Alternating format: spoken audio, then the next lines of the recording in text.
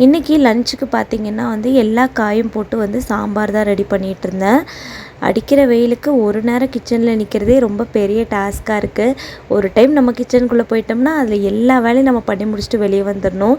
So அதனால் நைட்டுக்கும் சேர்த்தே வந்து சாம்பார் வந்து ரெடி பண்ணிட்டேன், ஒரே வேலையாக முடிஞ்சிட்டோம் அப்படின்னு சொல்லிட்டு. இந்த டைமில் பேபிஸ்க்கு எல்லாமே வந்துட்டு நிறைய வந்து வாட்டர் வந்துட்டு கொடுக்கணும். லைக் ஃப்ரூட்ஸாவோ இல்லை வெஜிடபிள்ஸாவோ வந்து கொடுக்கலாம். என்னோடய பேபிக்கு சின்ன வயசாக இருக்கும்போது நான் வாட்டர் மெலன்லாம் கொடுத்தேன். பட் இப்போ வந்து அவள் வந்து வாட்டர் மெலனோ இல்லை இளநியோ வந்து சாப்பிட மாட்டேங்கிறா. ஸோ அதனால் நான் என்ன பண்ணுறேன்னு பார்த்தீங்கன்னா வெஜிடபிள்ஸாக கொடுக்க வந்து ஆரம்பிச்சிருக்கேன்.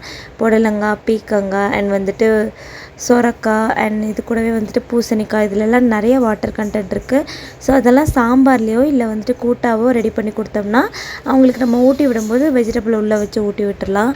ஸோ அவங்களுக்கு உடம்புல வந்துட்டு வாட்டர் லெவல் வந்து கம்மியாகாமல் இருக்கும்.